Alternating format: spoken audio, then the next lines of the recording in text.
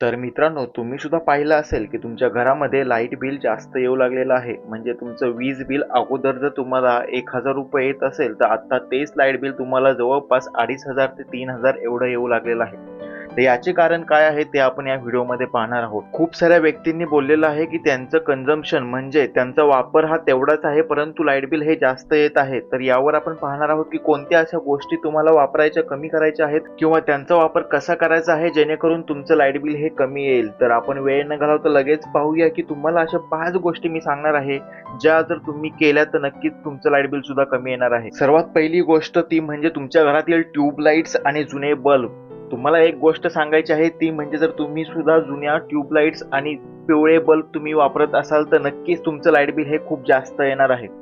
सध्या जर तुम्ही पाहिलं आहे की जुन्या जर ट्यूबलाईट जर तुम्ही पाहिल्या आणि बल्ब जर तुम्ही पाहिलं ते सर्वात जास्त वॅट तुमची कंझ्युम करतात, म्हणजे सर्वात जास्त ही तुमची लाईट ते घेतात. म्हणजे जर तुम्ही 100 वॅटचा बल्ब जर तुम्ही वापरत असाल तर तुम्हाला त्याचं खूप जास्त प्रमाणात लाईट बिल येऊ शकतं. ते जर तुम्ही त्याच्या ऐवजी जर तुम्ही एलईडी बल्बचा वापर केला, जे 9 वॅटचा जर तुम्ही वापर केला तर नक्कीच तुमचं लाईट बिल हे खूप 90% पेक्षा कमी येणार आहे. जर तुम्ही पाहिलं 100 वॅटचा बल्ब जेवढी 1 तासामध्ये लाईट घेतो, तेवढीच लाईट ही 9 वॅटचा बल्ब हा 9 तासामध्ये घेतो. तुम्हाला माहित आहे का? म्हणजे 100 वॅटचा बल्ब हा 1 तास चालत असेल, तर तेवढ्याच लाईटमध्ये तुमचा वेगळा एलईडी बल्ब हा 9 तास चालू शकतो. त्याच्यामुळे तुमच्या घरामध्ये एलईडी बल्बचा वापर नक्कीच करा. आणि जुन्या जर तुमच्या ट्यूबलाईट असतील तर त्या तुम्ही सुद्धा एलईडी ट्यूबलाईटने तुम्ही रिप्लेस करा, म्हणजे त्यांचा वापर करा एलईडी ट्यूबलाईटचा, जेणेकरून तुमचा तिथे सुद्धा नक्कीच तुमच्या लाईटची बचत होईल. दुसरी गोष्ट ती म्हणजे तुमच्या घरातील फ्रीज. जर तुम्ही पाहिलं असेल की फ्रीजमधील तापमान मेंटेन ठेवण्यासाठी त्यामधील जो कंप्रेसर असतो तो चालू बंद होण्याचा आवाज तुम्हाला पाहायला मिळेल. जर ते कसं, तर त्याचा तुमच्या लाईट बिलावर कसा परिणाम होतो ते जर सांगायचं झालं तर तुम्ही पाहिलं असेल, जर तुमचं उन्हाळ्यामध्ये जर तुम्ही कंटिन्यूस फ्रीज ऑन उघड बंद करत असाल, म्हणजे तुम्ही जर फ्रीज जर ओपन केलं तर त्यामधील टेम्परेचर हे काय होतं, त्यामधील टेम्परेचर वाढतं आणि ते पुन्हा टेम्परेचर डाऊन करण्यासाठी म्हणजे त्याला थंड करण्यासाठी तुमच्या कंप्रेसरवर त्याचा ताण पडतो. जर तुम्ही सारखं सारखं तुमचं फ्रीज ओपन क्लोज करत असाल, म्हणजे उघडत असाल बंद करत असाल, तर त्यामध्ये सुद्धा तुमच्या कंप्रेसरवर ताण येतो. कंप्रेसर जास्त प्रमाणात तुमचं फ्रीजला थंड करण्यासाठी जास्त प्रमाणात तुमची विजेचा वापर करतो आणि त्यामध्ये सुद्धा तुमचं वीज बिल जास्त येतं. तर त्यामुळे तुम्हाला काय करायचं आहे की तुमचं जर फ्रीज आहे जास्त वेळा चालू बंद करायचं नाही, जेणेकरून तुमचं फ्रीजमधील तापमान जे मेंटेन झालेलं असतं ते तेवढं मेंटेन होईल आणि तुमच्या कंप्रेसरवर जास्त ताण येणार नाही, जेणेकरून त्याला थंड करण्यासाठी जास्त काम करावं लागणार नाही आणि ते वीज बिल कमी वापरेल. यामुळे सुद्धा तुमच्याला वीज बिल कमी येऊ शकतं. त्यानंतर जर पुढचं पाहिलं की तुमच्या घरामधील जुने पंखे आणि कूलर. जर तुमच्या घरामध्ये खूप जुने पंखे आणि कूलर असतील तर ते सुद्धा खूप जास्त प्रमाणात वीज खेचतात. म्हणजे ते खूप जास्त प्रमाणात विजेचा वापर करतात, जेणेकरून तुमचं लाईट बिल हे 3, 4, 5 हजारापर्यंत येतं. तुमच्या घरामधील जर जुने पंखे असतील तर त्यांना रिप्लेस करा.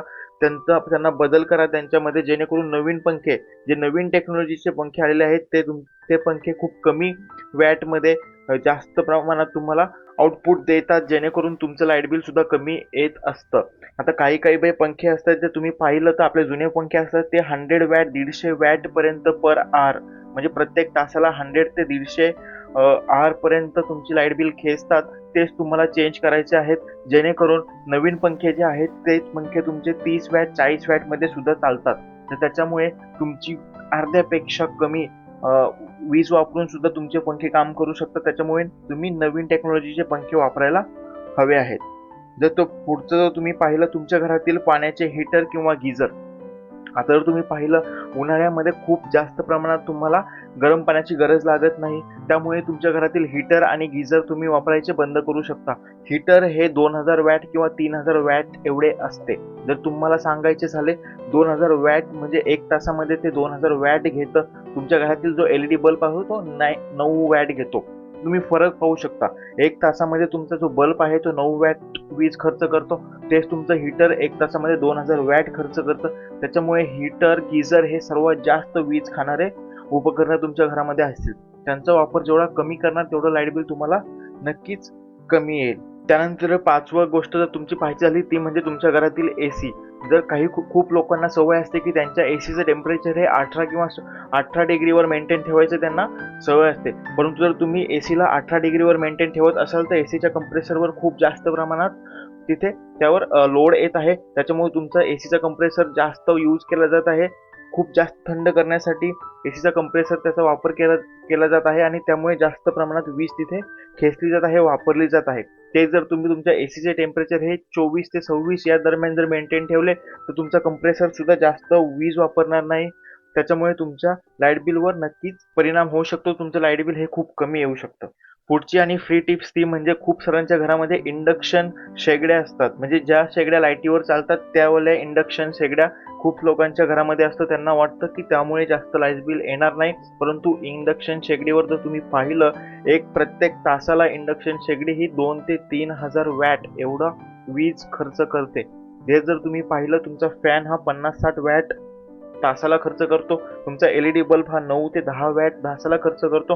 ते जर तुम्ही पाहिलं, तुमचा इंडक्शन शेगडी ही 2 ते 3,000 वॅट खर्च करते.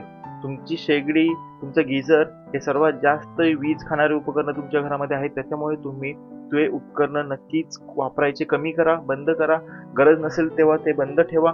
तुमच्या घरातील जे तुमचे पंखे आहेत ते गरज नसेल तेव्हा त्याला बंद करा, जेणेकरून हे जे काही उपकरणं आहेत ते सर्वात जास्त वीज खातात. तर हे जर तुम्ही वापरायचे बंद केले तर नक्कीच तुम्हाला कमी लाईट बिल येईल आणि तुम्ही त्याचा फायदा हा तुम्हाला तुमच्या लाईट बिल कमी करण्यामध्ये येऊ शकतो. जर तुम्हाला सांगायचं झालं तर आपण या व्हिडिओमध्ये कोणकोणत्या गोष्टी पाहिलेल्या आहेत त्या आपण पुन्हा एकदा पाहूया की जे तुम्हाला तुमच्या घरातील लाईट बिल कमी करण्यासाठी उपयोगी ठरतील. ती म्हणजे तुमच्या घरातील पहिली एसीचं टेम्परेचर हे तुम्हाला 24 ते 26 टेम्परेचरवर मेंटेन ठेवायचं आहे. तुम्हाला गरज असेल तेव्हाच तुम्ही एसीचा वापर करा. जर तुम्ही 24 तास एसीचा वापर करत असाल तर नक्कीच तुमच्या घरातील लाईट बिल हे 5,000 पेक्षा जास्त येणार आहे. त्याच्यामुळे एसी किती वेळ वापरायचं हे तुम्ही डिसाईड करा.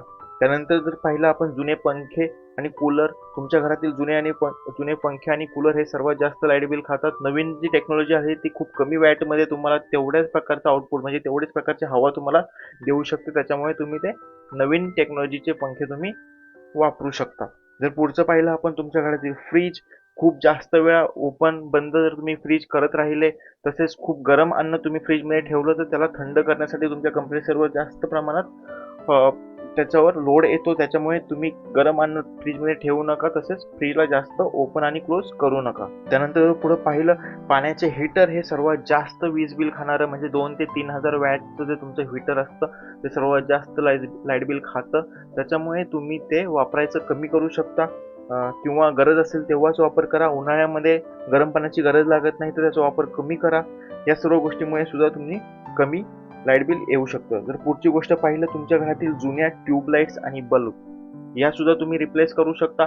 जे पिवळे बल्ब असतात, जे आपले जुन्या काळी जे बल्ब यायचे पिवळे, ते सर्वात जास्त 100 वॅट 150 वॅटचे ते बल्ब असतात. त्यातून तुम्ही पाहू शकता किती जास्त प्रमाणात गरमी बाहेर पडते. याचा अर्थ काय होतं, जास्त लाईट वापरली जात आहे तिथे.